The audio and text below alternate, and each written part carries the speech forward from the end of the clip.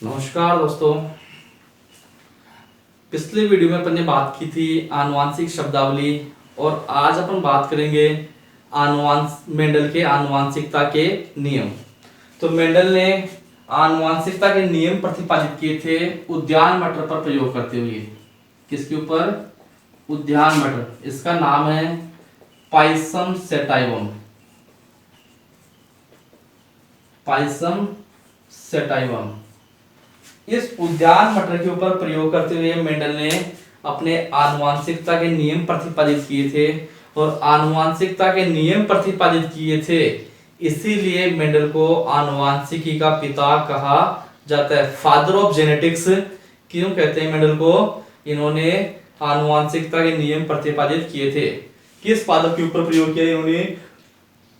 उद्यान मटर Pisum sativum पादप के ऊपर प्रयोग किया और प्रयोग करते हुए इन्होंने आनुवांशिकता के 3 नियम प्रतिपादित किए, जिसमें पहला नियम अपना है प्रभाविता का नियम।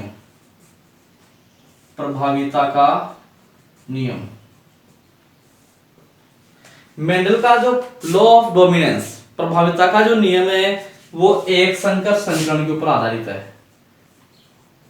एक संकर संकरण प्रयोग के ऊपर क्या है?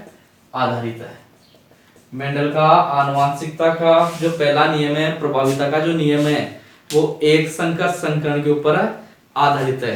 नियम क्या है? इस नियम के अनुसार वह लक्षण है जो F1 पीढ़ी में अपनी अभिव्यक्ति प्रकट करता है प्रभावी लक्षण कहलाता है, तथा जो लक्षण अपनी अभिव्यक्ति प्रकट नहीं करता है अप्रभावी लक्षण कहलाता है। और यही क्या है?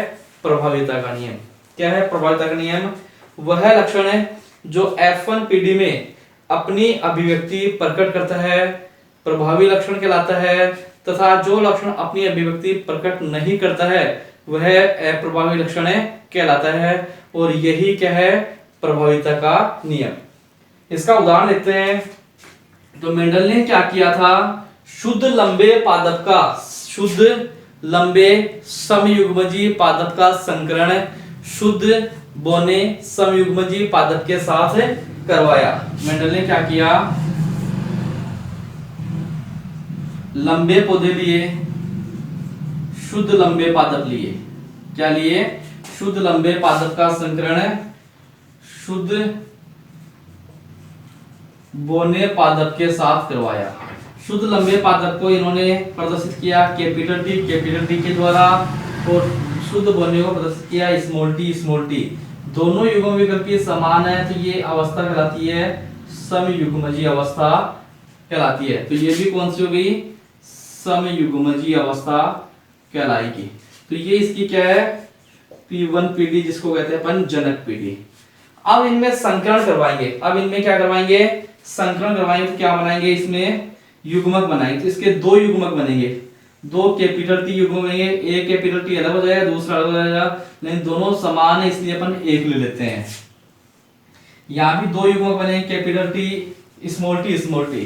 तो यहाँ भी दोनों समान है इसलिए एक ले लेंगे अपन। फिर इन दोनों युग्मकों में आपस में क्रॉस करवाते हैं।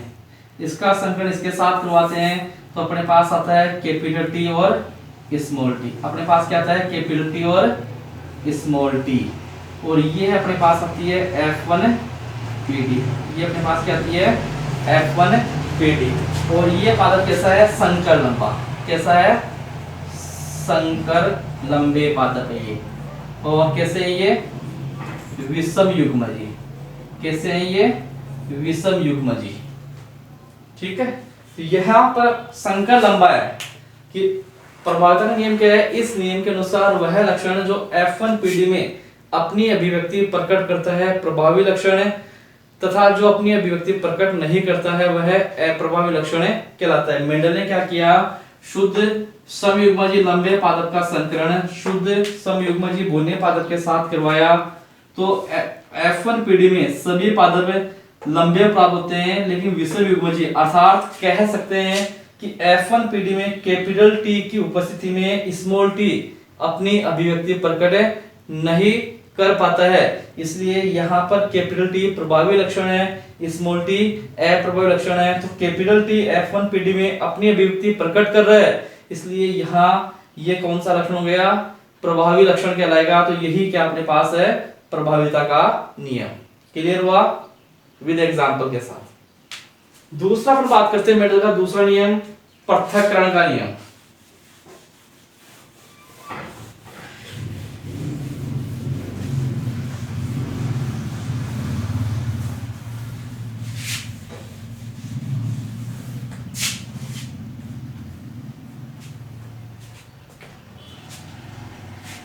दूसरा नियम है पृथक्करण का नियम। मेंडल ने यह जो नियम है वह भी एक संकर संकरण के प्रयोग के परिणामों के आधार पर प्रतिपादित किया। मेंडल ने यह नियम भी एक संकर संकरण के प्रयोगों के परिणाम के आधार पर प्रतिपादित किया। और नियम क्या है, इस नियम के अनुसार F1PD कौन सी अवस्था में थी, विषम युग्मजीय अवस्था। F1PD विषम युग्मजीय अवस्था से युग्मक बनते समय दोनों युग्म विकल्पी एक दूसरे से पृथक होकर अलग अलग युग्मकों में चले जाते हैं। इस नियम के अनुसार F1PD विषम युग्मजीय से युग्मक निर्माण के समय दोनों युग्म विकल्पी एक दूसरे से पृथक होकर अलग अलग युग्मकों में चले जाते हैं, इसलिए कहते हैं इसे पृथक्करण का नियम। तथा प्रत्येक युग्म विकल्पी एक शुद्ध लक्षण के लिए उत्तरदायी होता है, इसलिए उसे युग्मकों की शुद्धता का नियम भी कहते हैं। किससे कहते हैं, नियम क्या है, इस नियम के अनुसार F1PD विषम युग्मजीय अवस्था में है। F1PD विषम युग्मजीय अवस्था में इससे युग्मक निर्माण के समय दोनों युग्म विकल्पी पृथक होकर अलग अलग युग्मकों में चले जाते हैं तथा एक दूसरे से पृथक होकर अलग अलग युग्मकों में चले जाते हैं, इसलिए इसे पृथक्करण का नियम कहते हैं। तथा प्रत्येक युग्म विकल्पी एक शुद्ध लक्षण के लिए उत्तरदायी होता है, इसलिए इसे युग्मकों की शुद्धता का नियम भी कहते हैं। उदाहरण इसको समझते हैं अपन। मेंडल ने क्या किया था, वही शुद्ध लंबे पादप के का संकरण शुद्ध बौने पादप के साथ करवाया। कैपिटल टी स्मॉल टी इसके युग्मक बनाए। इसका युग्मक ये बन गया, इसका युग्मक ये बन गया। ये P1PD है, ये इधर युग्मक है इसके, इनमें क्रॉस करवाते हैं तो इनके पास आती है ये F1PD। ये कौन सी आ गई अपने पास, F1PD अपने पास ये आ गई है। ये कौन सी विषम युग्मजीय अवस्था में है, विषम युग्मजीय अवस्था में है। तो F1PD विषम युग्मजीय अवस्था से युग्मक बनते समय F1PD विषम युग्मजीय अवस्था से युग्मक बनते समय दोनों युग्म विकल्पी एक दूसरे से पृथक होकर अलग अलग युग्मकों में चले जाते हैं। तो ये क्या बन गए, F1PD से दो युग्मक बन गए, दोनों अलग अलग युग्मकों में चले गए। दोनों युग्म विकल्पी एक दूसरे से अलग अलग हो गए और अलग अलग युग्मकों से ये कैपिटल टी अलग युग्मक है, स्मॉल टी अलग युग्मक है। ठीक है, अलग अलग युग्मकों में चले जाते हैं, इसलिए इसे पृथक्करण का नियम कहते हैं। तथा प्रत्येक युग्म विकल्पी प्रत्येक युग्मक एक शुद्ध लक्षण के लिए उत्तरदायी होता है, इसलिए कहते हैं इसको युग्मकों की शुद्धता का नियम। इसमें स्वयंपरागण करवाते हैं, इसमें क्या करवाते हैं, स्वयंपरागण करवाते हैं।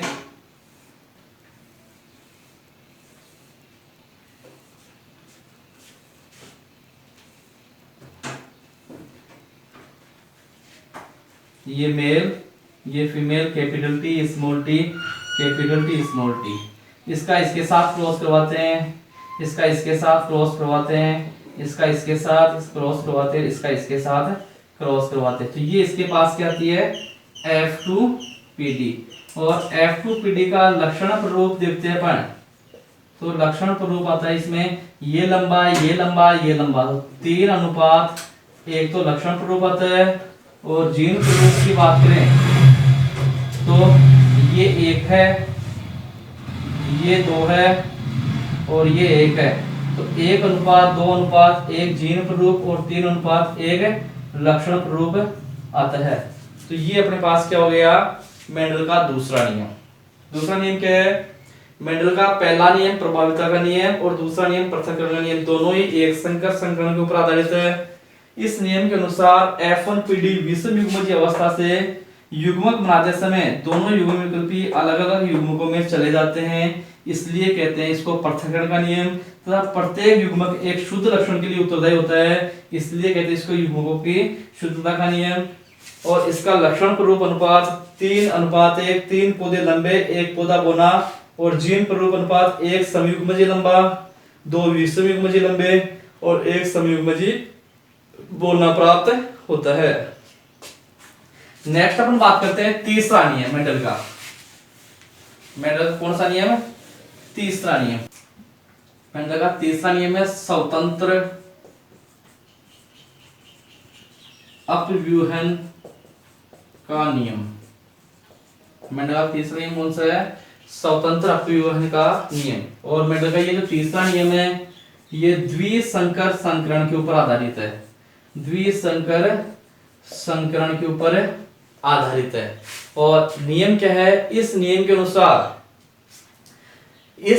अनुसार जब 2 या 2 से अधिक विपर्यासी लक्षणों वाले जनकों के मध्य संकरण कराया जाता है तो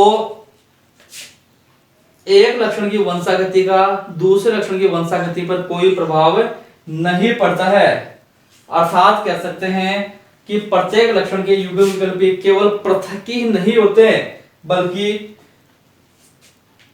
विभिन्न लक्षणों के युग्म भी एक दूसरे से के प्रति स्वतंत्र रूप से अपना व्यवहार प्रदर्शित करते हैं। क्या है नियम, इस नियम के अनुसार 2 या 2 से अधिक विपर्यासी लक्षणों वाले जनकों के मध्य जब संकरण कराया जाता है तो एक लक्षण की वंशागति का दूसरे लक्षण की वंशागति पर कोई प्रभाव नहीं पड़ता है। अर्थात कह सकते हैं यहाँ पर युग्म विकल्पी एक दूसरे से अलग ही नहीं होते बल्कि स्वतंत्र रूप से एक दूसरे के प्रति स्वतंत्र व्यवहार प्रदर्शित करते हैं। ये क्या है मेंडल का तीसरा नियम। क्या है मेंडल का तीसरा नियम, द्विसंकर संकरण के ऊपर आधारित है। और इस नियम के अनुसार जब 2 या 2 से अधिक विपर्यासी लक्षणों वाले जनकों के मध्य संकरण कराया जाता है तो एक लक्षण की वंशागति का दूसरे लक्षण की वंशागति पर कोई प्रभाव नहीं पड़ता है। अर्थात कह सकते हैं कि यहाँ पर युग्म विकल्पी एक दूसरे से अलग ही नहीं होते बल्कि स्वतंत्र रूप से एक दूसरे के प्रति अपना स्वतंत्र व्यवहार प्रदर्शित करते हैं, इसलिए कहते हैं स्वतंत्र अपव्यूहन का नियम। मेंडल ने क्या किया, पीले गोल बीज वाले पादप का संकरण, पीले गोल बीज वाले पादप का संकरण हरे झुर्रीदार बीज वाले पादप के साथ करवाया। पीले गोल को इन्होंने प्रदर्शित किया कैपिटल वाई आर और यहाँ स्मॉल वाई स्मॉल आर।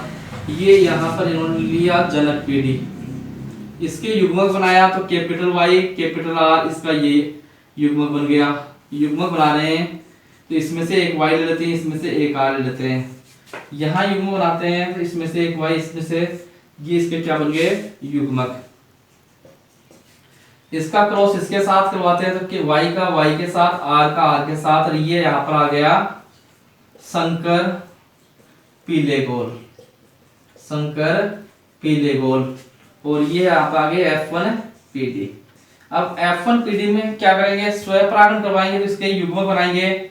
अब यहाँ पर ये है कि जब 2 या 2 से अधिक 2 लक्षण लिया, पीला और गोल, हरा और झुर्रीदार बीज वाले पादप का संकरण, पीले गोल बीज वाले पादप का संकरण हरे झुर्रीदार बीज वाले पादप के साथ करवाया तो F1PD में सभी पादप संकर पीले गोल बीज वाले प्राप्त होते हैं।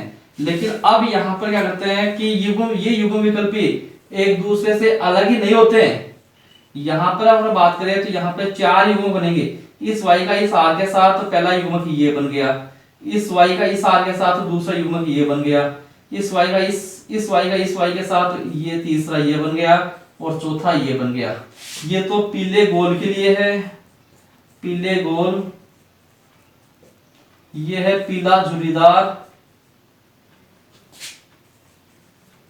पीला झुर्रीदार, ये हरा गोल और ये हरा झुर्रीदार। तो यहाँ पर देखने को मिल रहा है ना कि यहाँ पर एक युग्म विकल्प एक दूसरे से अलग ही नहीं होते हैं, बल्कि स्वतंत्र रूप से अपना व्यवहार, एक दूसरे के प्रति स्वतंत्र रूप से अपना व्यवहार प्रकट कर रहे हैं। तो इसलिए इसको स्वतंत्र अपीवन का नियम। अब इनमें स्वयंपरागण करवाते हैं, F1PD में स्वयंपरागण करवाते हैं तो F2PD प्राप्त होती है। तो F1PD की युग्मक ये है, इनमें स्वयंपरागण करवाएंगे तो F2PD प्राप्त होगी। तो F2PD इसकी प्राप्त कर लेते हैं।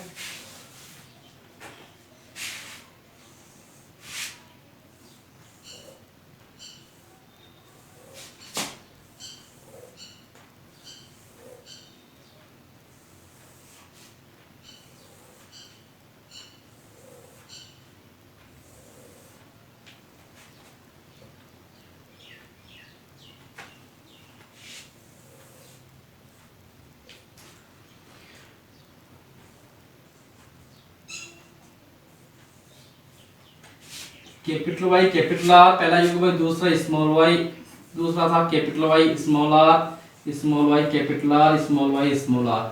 सेम कंडीशन यहाँ पे करवा रहे हैं। इसका इन चारों के साथ क्रॉस करवा देते हैं, Y Y R R, Y Y R R, Y Y R R, ये इसका इन चारों के साथ कैपिटल वाई, इसका इन चारों के साथ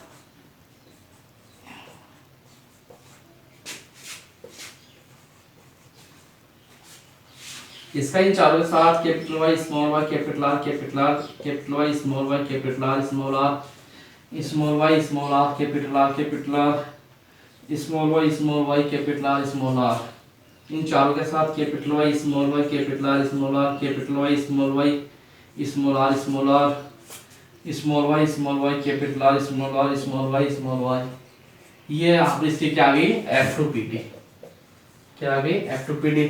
ये चार युग्मक थे, ये चार युग्मक, इस युग्मक का इसके साथ क्रॉस करवाएंगे, इसका इसके साथ, इसका इसके साथ, पहले का चारों के साथ, दूसरे का चारों के साथ, तीसरे का चारों के साथ, चौथे का चारों के साथ।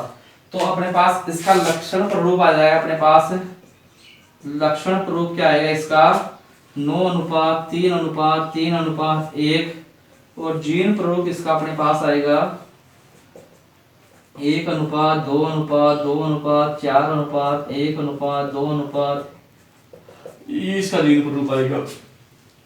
अगर 9 पादप तो लंबे होंगे। देखो इसमें कैसे देखेंगे, एक कैपिटल वाई एक कैपिटल छांटना अपन को, 1 2 3 4 5 6 7 8 9। फिर एक कैपिटल वाई एक स्मॉल वाई छांटना है तो ये 1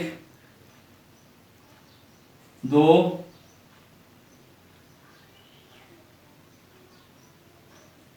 ये रहा 3।